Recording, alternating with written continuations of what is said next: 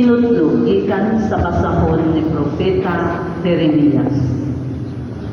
Nabati ko ang hagawhaw sa katawhan. Giigaan ako nila ang gikalisangan sa tanang dapit.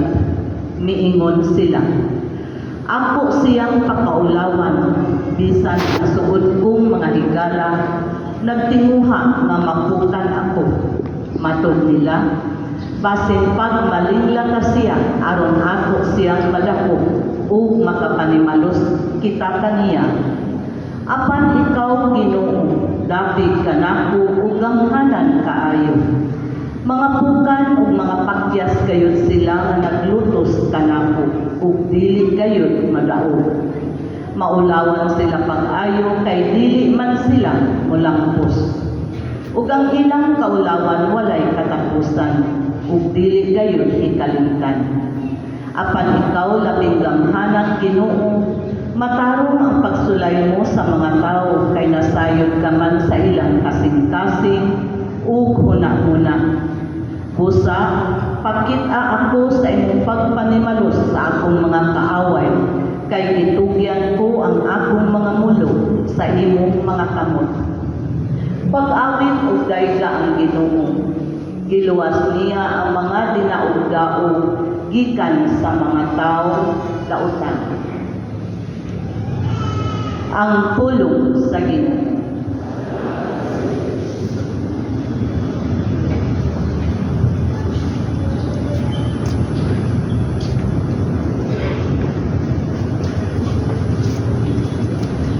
Ginoo, sa imong dakuha, tumawa ako. Ginoo, sa imong dakuha,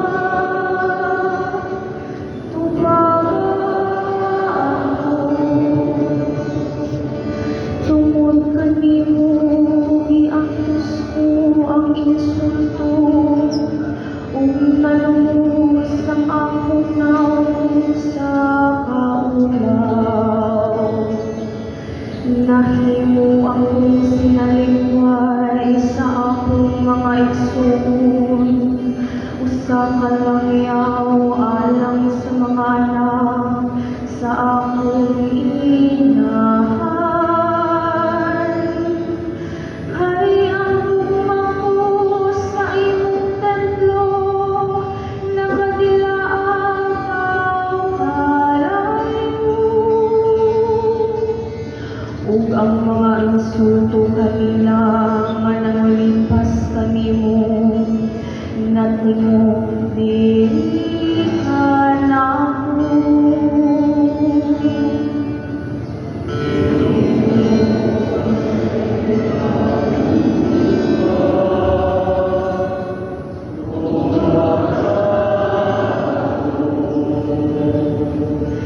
Nangamuyo ako kanimo, Ginoo, nga imo akong makaluy-an, O Dios.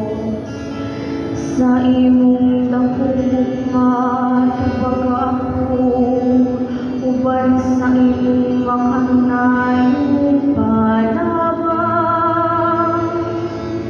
Tubaga ako, Ginoo, kay gagugman ang imong kaayo. Diha sa imong damong kaluoy, ningia ako.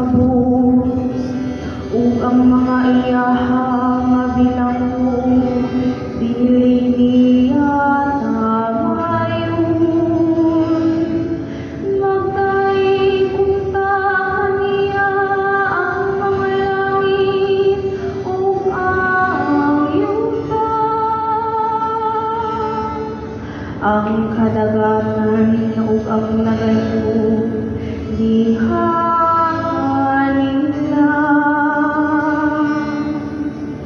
Ginoo sa imong dakuha, wala ako.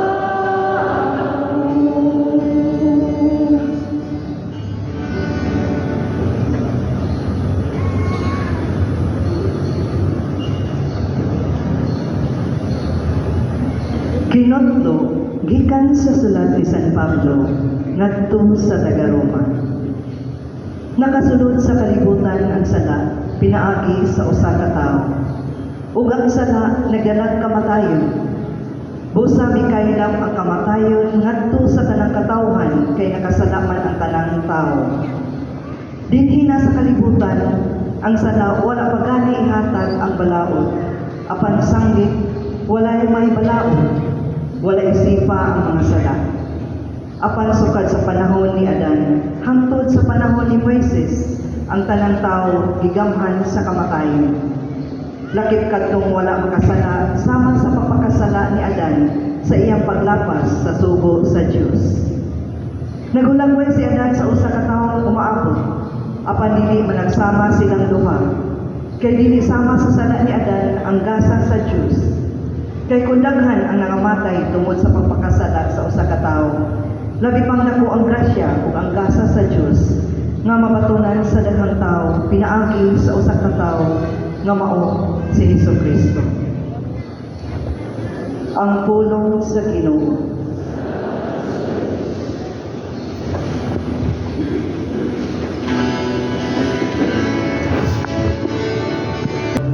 Ang hinumanakan niyo.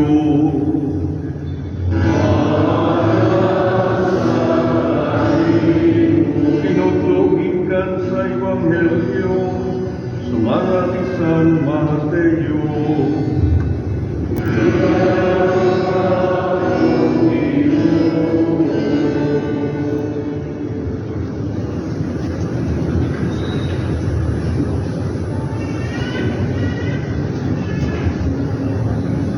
Si Jesus mingon sa iyang mga tinunan, busa ayaw kamo kahadlok sa mga tao.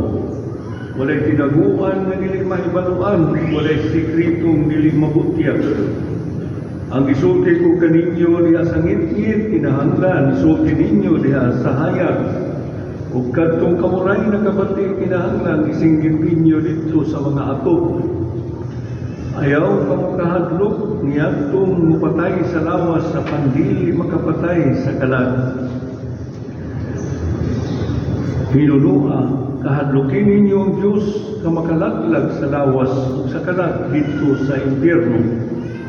Sa usa ka dako kapalit kamo duha ka langgam nga sayaw. Apan bisan pa ni ana walay usa kanilang mahulog sa yuta kung walay pagtugot sa inyong amahan. Ubahin kaninyo, bisan galit na ng buhok sa inyong ulo, iihap. Busayaw kamo kahadlok, kay labaw pa kamo kaayo bili, kay sa mga sayaw. Ang nuhang ko na tubangan sa mga taong siya akuha, ang punong usap at tubangan sa akong amahan dito sa langit. Apan ang dili mo angkon na siya akuha, dili usap ang punon at tubangan sa akong amahan dito sa langit. Ang Ebanghelyo sa Ginoo.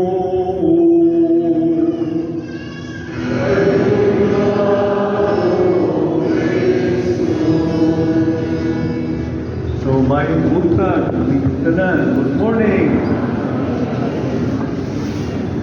Madun pa, wala na yung makahatag kinato kung dakong pagsalig o kaiso kay sa pagkasayon na dunay na igugma kanato pag-ayo.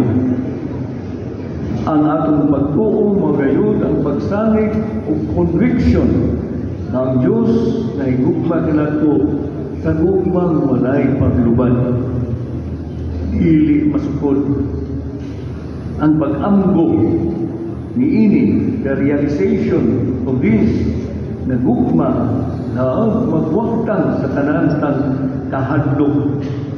Kung doon na kita alawong nga pagbuo, dili kita mahadlok sa pagpadayag niini, pagsibya niini, padayag, pagpahibalo, uban kung paghalat sa itong kaugalingon, nato sa tanan, nagipangayo nining maunggugma. Iman hindi kita angay mahadlok na mahimong buhing saksi sa itong pagtuo tungod kay Diyos kanunay aniya sa atong giliran. Hinungdan man gani niingon siya karon sa Ebanghelyo, adili mo angkon na siya ako dili ko sa pangkunon natubangan sa akong amahan dito sa langit. Apan mo angkon natubangan sa mga tao nga siya ako ang kunon ko sa natubangan sa akong amahan dito sa langit. So ayaw ikahadlok, ikaulaw ang imong pagka-Kristiyanos, no? Ayaw kahadlok pagpanguros o mangaon na, ikuban sa hay, ni pangaon na, murag-muraran nag-ayo sa iyang butunin sa hadlok makita nga nanguros. Ano ikaw o ito ang pagpanguros ka? Mga Muslim din na maulaw sa ilang pagsulong-sulong na ilang mistake, na mag-ampo sa panahon na sila mag-ampo.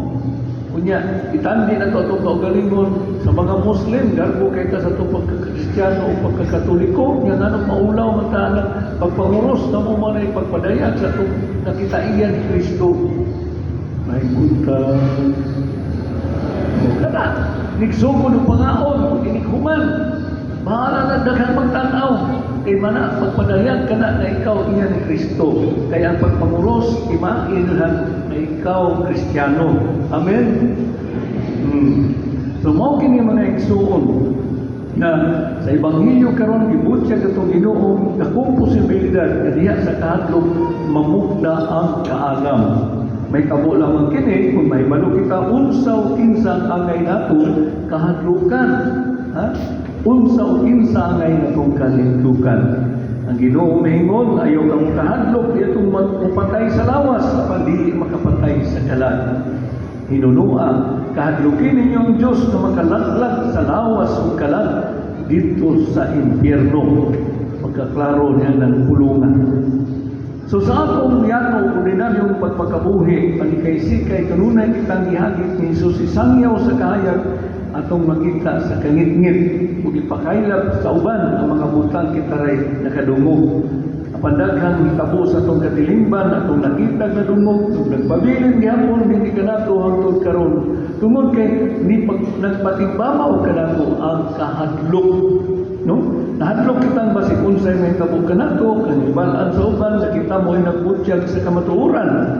Nan usa kini katimailhan wala pakitay igong kahadlok sa Dios kay diha unta sa pagpuyo sa kamatuoran mao ta kini maghatod kanato mamahimong angayang pagkatawgon na iyang mga inun-an.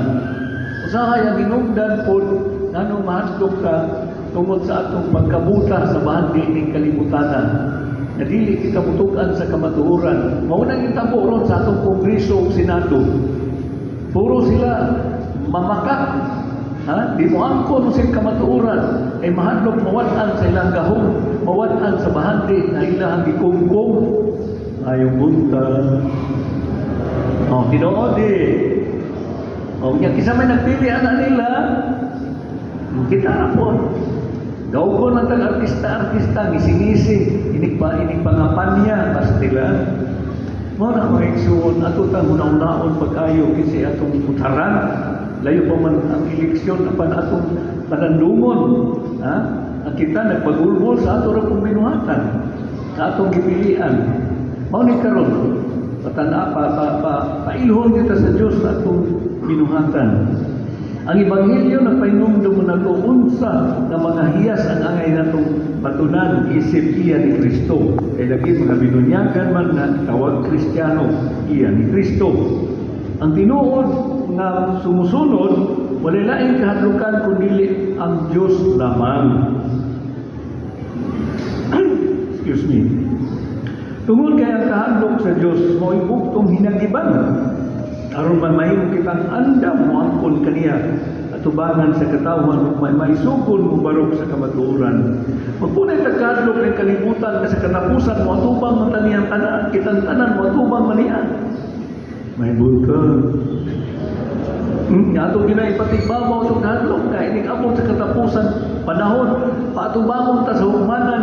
Maurag yapon ang Ginoo atong atubangon. Ha? Mao kini nagsuon ang Dios naghatag og dakong kasiguruhan ngadto sa barok alang kaniyang dili gayud niya pasagdan. Kay kung ipangga niya matud pa sa ebanghelyo bisan ang gagmay mga butang, ang mga langgam sa kalangitan, wag ani magtanong, ha? Wag na ang mga hinuntan, mga hayop na iyang giatiman kita pagkaan, ngayang ipakamatyan tanawa lang. So, kung gipangga niya bisan ang gagmay mga butang kung sa lamang kita nung naisukong pagkailan sa iyang mensahe na dili maulaw kaniya ngadto sa uban. Mao kini mga igsoon ning gayon na unsa o kinsaman ang labaw natong ikahadlukan.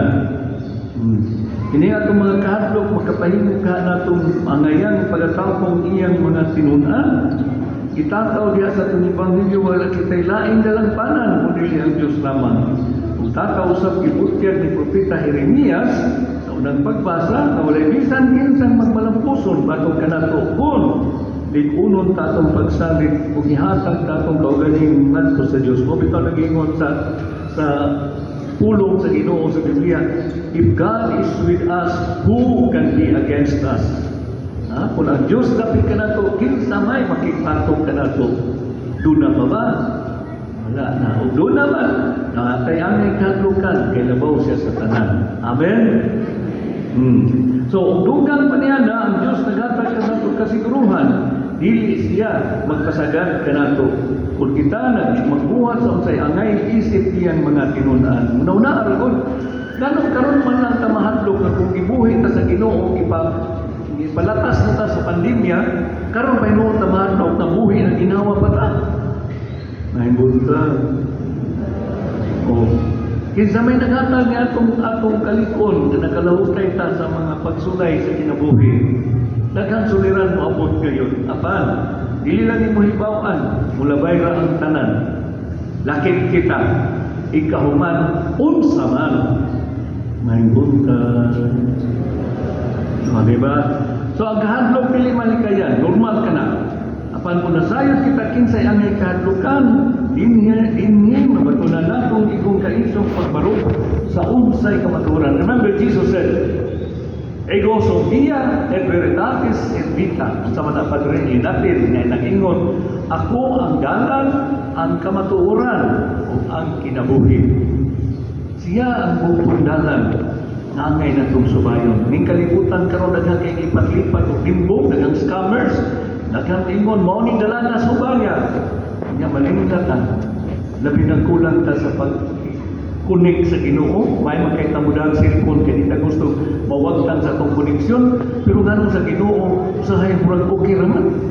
Nabahala na malintang Ginoo, basta doon na lang tayo sapi. Doon na lang tayo kwarta.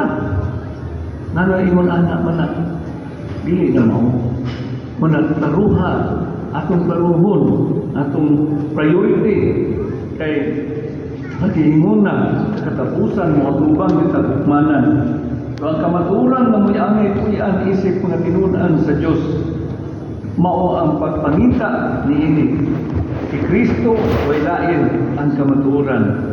Busa ning atong kasaulugan, iampo ka ngadto sa Diyos ang grasya sa pagkamahadlokon kaniya.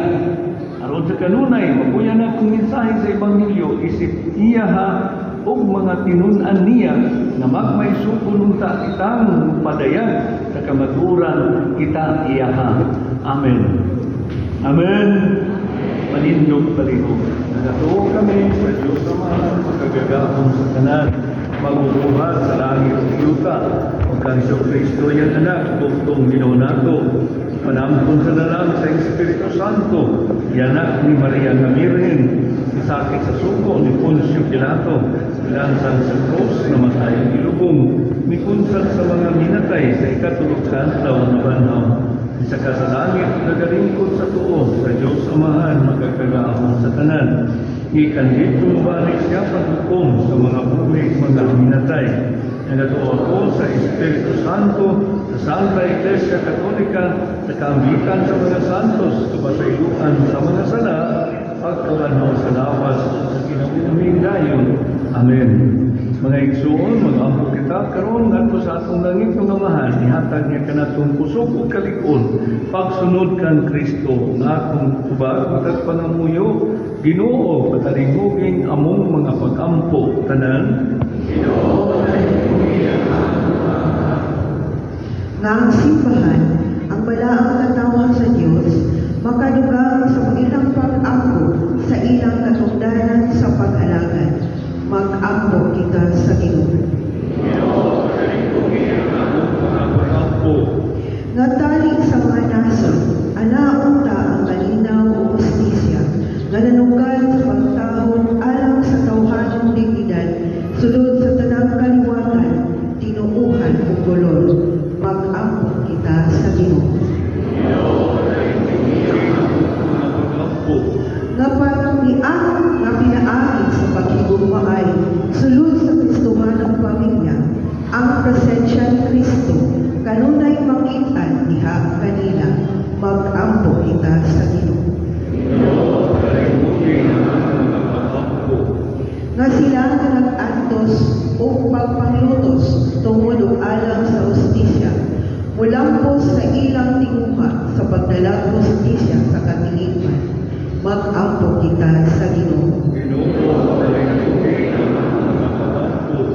Nga imong tang isipon nga takos o mapuslanon alang kanamo, nga ang halandong tiyopilong kamumon, mabayaw na ngadto sa altar sa mga santos, mag-ampo kita sa Ginoo. Na ang mga nangamatay, makadagan na sa langitong kulay-anan, mag-ampo kita sa Ginoo. Magagagahon nga Amahan ang imong anak na ingon na ang tanan o bisan unsa nga among pangayoon sa iyang ngalan. Itugod gayon, nangayo kami imong Diyosahon, diha sa iligsoong gugma, ilabi na diha sa among pag-alagad sa among kaigsuunan. Kini akong ipangayo pinaagi ni Kristo among Ginoo. Amen.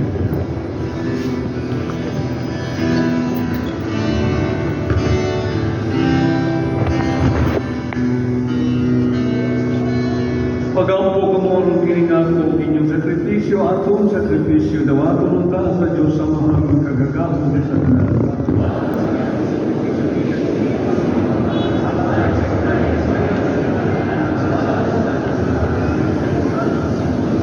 O Ginoo dawaton kamong hatag kining sakripisyo sa kadaing paghinlo unta kanamo sa una-una ug sa kasing-kasing o maghimo kanamo kanunay mahinangkon sa pag-alagad kanimo. Niyang ipagayo, pinaagi ni Kristo ang Ginoo.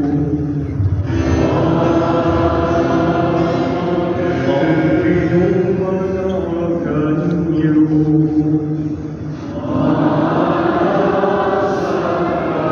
Ibayaw inyong mga kasing-kasing.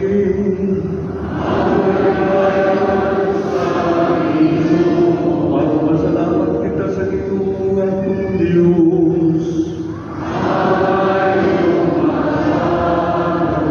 Santos ka Amahan, Diyos na tunay makagagahon sa tanan, angay matarong gayon magpasalamat kami kanimo kanunay sa tanan dapit. Kaya ang tanan mga putang madapuan siya o magamay, imong mga binuhat, ang mga kausaban sa takna o panahon nag-aagad sa imong mga balaod. Ibuhat mo ang tao sumana sa imong larawan, iyanan ang taon pagbuhat uban sa tanan iyang mga kahibulungan. Imo siyang gihimong imong alagad aron sa imong ngalan magdumala sa kalibutan ug magdaig sa imong himaya sa tanan mong mga binuhat. Pinaagi ni Jesucristo nga mong Ginoong idayon ug isangyaw sa langit ug sa yuta sa mga anghel ug arkanghel sa mga bunong awit diha sa pag-ingon.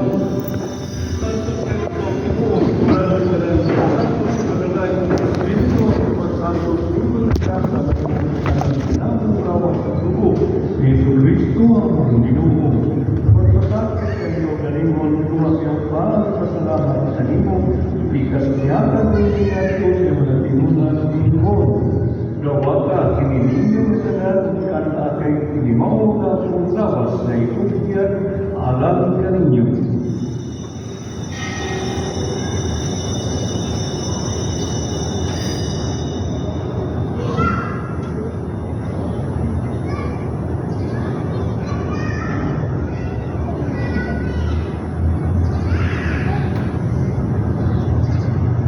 Sa samang para kita po sa manihapon ni Jose sa kalis sa kasalamat kanimo pag-usap ng bidahe, ingatan, iingat ko sa mga tinunan ng Panginoon.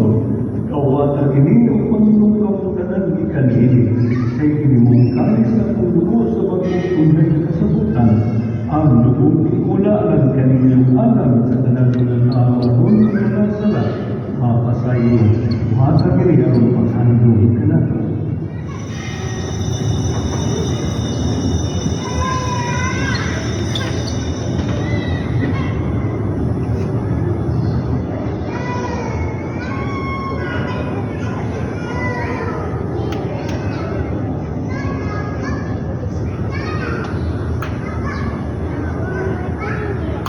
Iyang misteryo sa pagtuo.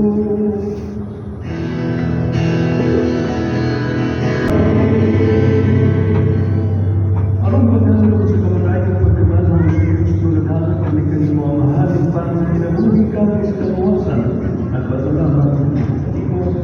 Excuse me. Tungod kay imo pag-iisip na ngayon matubang mo na kanimo. Imo ang kami ginawat na sa pagbuo ni Kristo magkaiusan niya sa Espiritu Santo. Pinagdumi Ginoo ang imong simbahan sa timong kalibutan, imo ang may Espiritu kami niya sa lugmaban, ilayo ang Papa ni Alberto Obispo o sa tanan mga pare.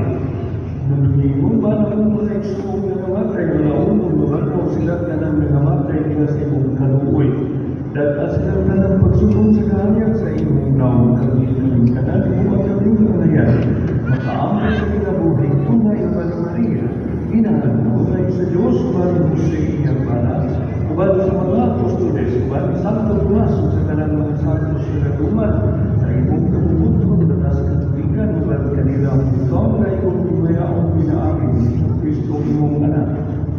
Pinagi kaniya, ban kaniya, kaniya, ihatag na kanimo kagagahang laman, diya sa kaniusan sa Espiritu Santo tanan mo himaya ang tuod sa kahangturan. Pero pamati, dati na buhaya, hindi na po awiso, hindi na tumaan kung ikukul ang puno itulo sa itong nanlumos ng isuon at hinayon tanan. Ama at amo, anak ka sa langit, pagkaigayong ngalan, mabot ka naman pagkinarihan, at umanik ang pagpuot, hindi sa iyong kahayong sa langit. Ang kalanda sa magkakadlaw, hapit naman ang magkakadlawan, sa iyo kami sa aming mga sala, may muna sa iyo kami sa mga nakasalatan namin, hindi kami kugyan sa pagsulay na lupa, sa kami sa lahat. Magano kami kanimo Ginoong kami luwason sa tanan ng kan, nagagi kami sa kalinaw ni panahon na akong kinabangan sa iyong kaluoy, malikay kami sa salat kanunay palayo sa tanan kasamo, ang kanagamaabot kaming malaumon sa pagbangit ni Jesucristo ang among Ginoo.